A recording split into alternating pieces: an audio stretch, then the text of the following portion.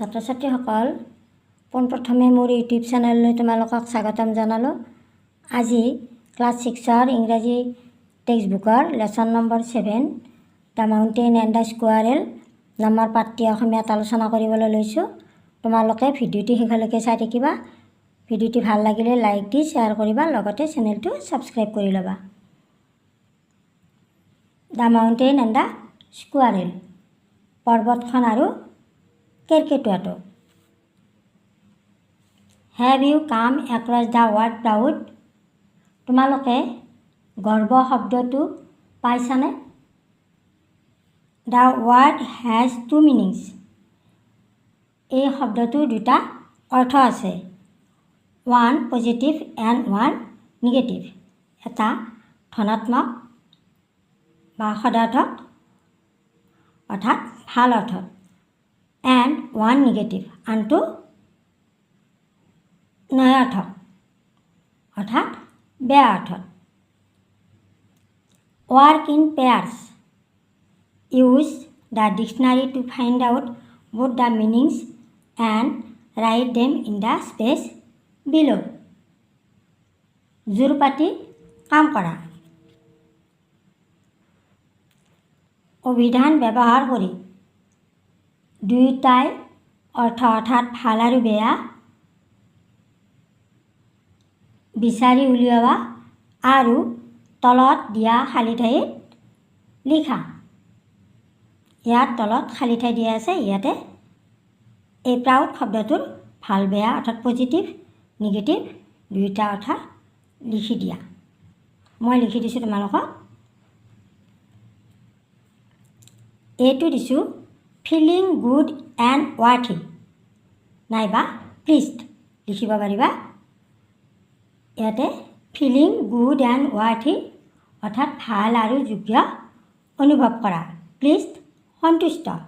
এইটো পজিটিভ অৰ্থাৎ ভাল অৰ্থত সদাৰ্থক অৰ্থত ব্যৱহাৰ কৰা হৈছে।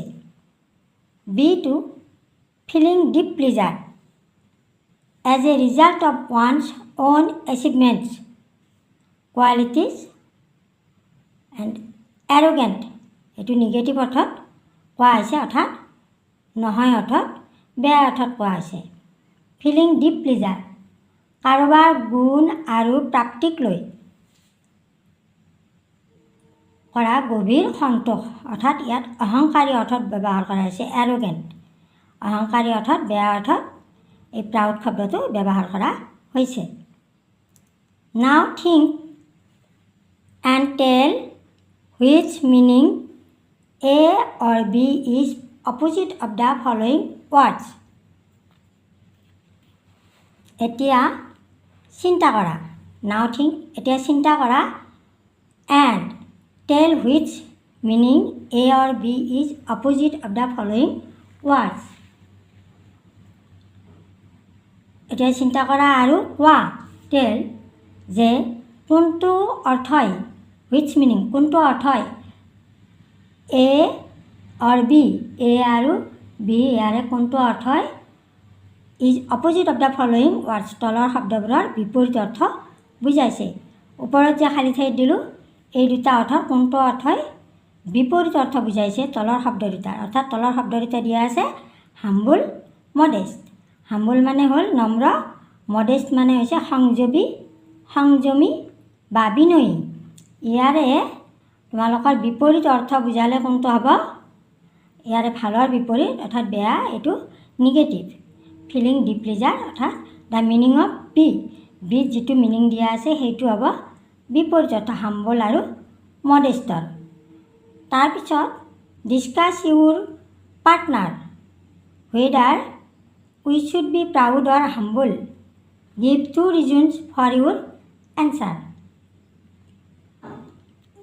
ডিছকাছ ইউৰ পাৰ্টনাৰ তোমাৰ সংগীৰ সৈতে আলোচনা কৰি কোৱা যে we should be proud or humble, আমি অহংকাৰী হ'ব লাগে নে নম্ৰ হ'ব লাগে। Give 2 reasons for your answer, ইয়াতে কাৰণে তোমালোকক এনচাৰৰ বাবে দুটা কাৰণ দৰ্শোৱা বুলি কৈছে। ইয়াতে তোমালোকে কি হ'ব লাগে, আমি কি হোৱা উচিত, মই তোমালোকক লিখি দিছোঁ আমি কি হোৱা উচিত অসমীয়াতেও কৈ দিছোঁ আমি আচলতে কি হ'ব লাগে নম্ৰ হ'ব লাগে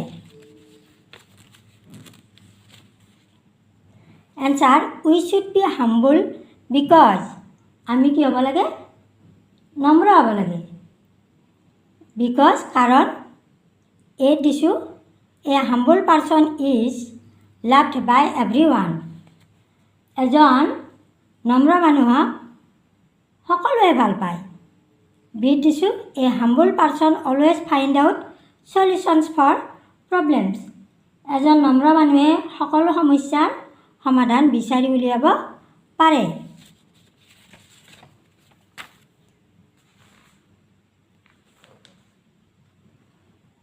Now, read a poem about a mountain and a squirrel who have a quarrel about who is greater.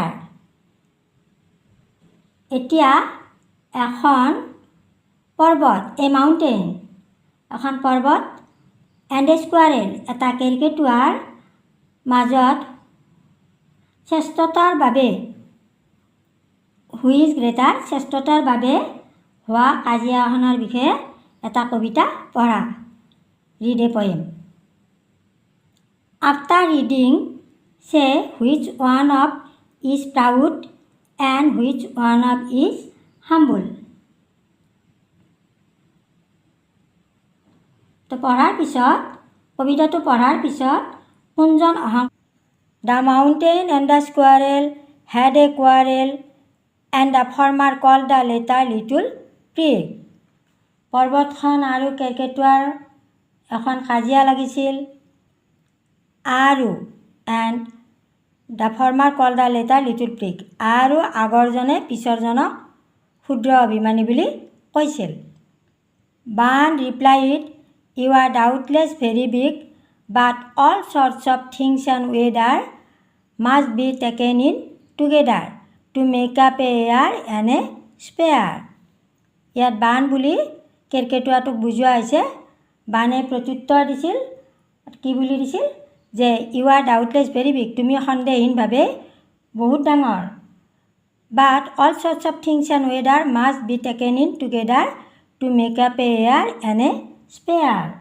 কিন্তু বিভিন্ন ধৰণৰ বতৰ আৰু বস্তু চৰ্টছ অফ থিংছ বিভিন্ন ধৰণৰ বস্তু এণ্ড ৱেডাৰ বতৰ must be taken in together একেলগ হ'লেহে গোটেই বছৰটো পাওঁ এণ্ড এ স্পেয়াৰ আৰু এটা ক্ষেত্ৰ পাওঁ and I think it no' disgrace to occupy my place if I am not so' large as you you are not so' small as I